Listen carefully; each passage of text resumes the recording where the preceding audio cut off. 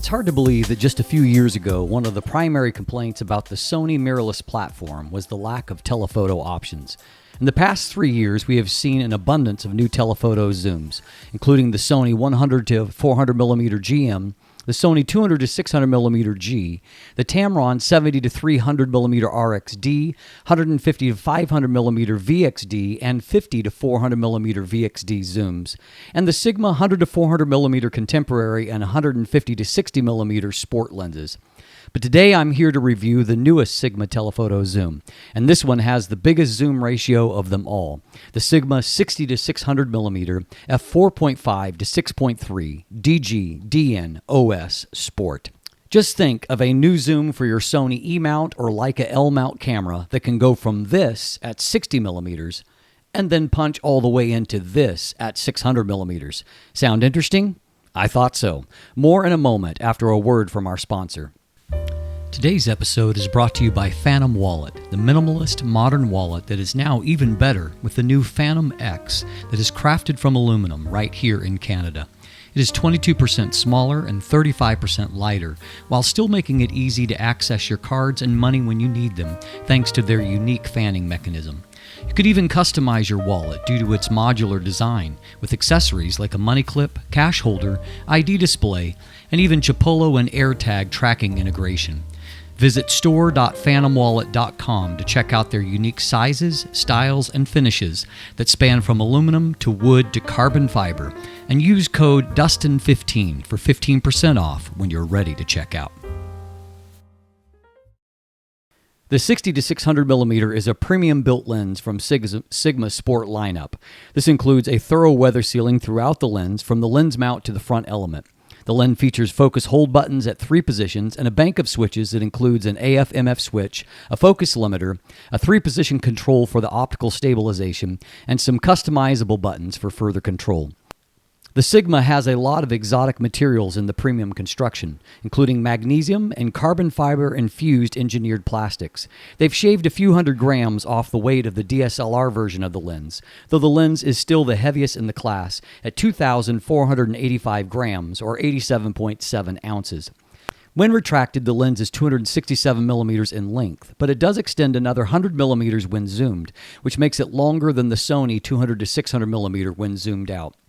I find the zoom action a little stiff, but you can use it as a push-pull design as well, which is the faster way to zoom. The lens hood is fairly lightweight and attaches via a tension knob. The tripod collar is not removable, though the Arca Swiss compatible foot can be removed via tools and replaced with a custom one. A padded nylon case is included, along with 2 different varieties of front lens caps. The front filter thread is a very large 105mm size. One of the key upgrades to the lens is the 2nd generation optical stabilizer. The stabilizer in the 150 to 600mm DN Sport was rated at 4 stops, but this new stabilizer is rated at 7 stops on the wide end and 6 stops on the telephoto end.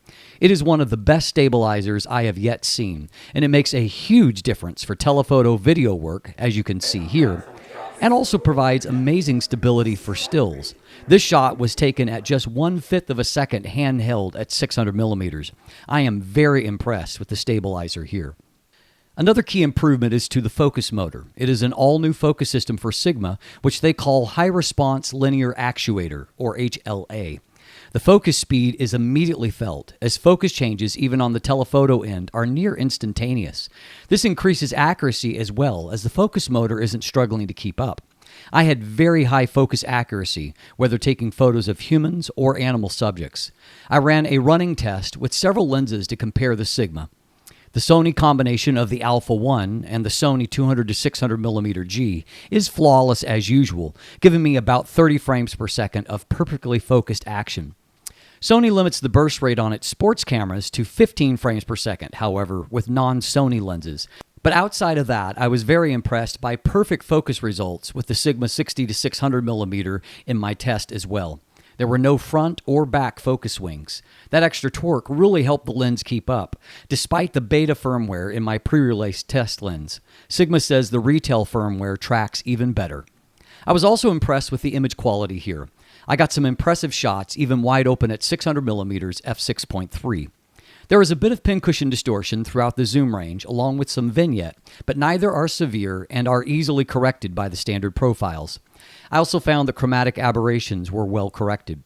The lens has consistently good sharpness across the 10x zoom range, starting at 60mm f4.5.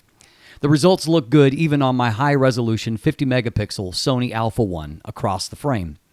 When I compared to other options like the Sony 200-600G and the Sigma 150-600mm DN Sport, I found that the Sigma 60-600mm stayed very close to the Sony performance and bested the 150-600mm Sport at shared focal lengths. That's very impressive considering how much larger the zoom ratio of the 60-600mm Sport is.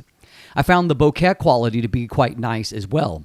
And if you shoot at 200mm, you can achieve a maximum magnification of nearly 0.42 times.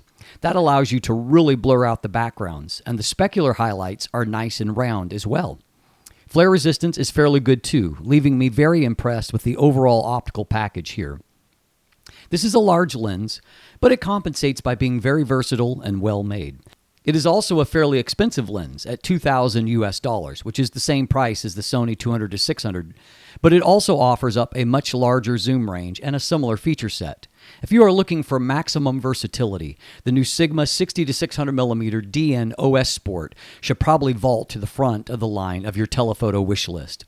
I'm Dustin Abbott, and if you want more information, you can watch my upcoming definitive video review or read my text review that is linked in the description below. You'll also find links to an image gallery, as well as buying links if you want to pre-order the lens for yourself. Thanks for watching, have a great day, and let the light in.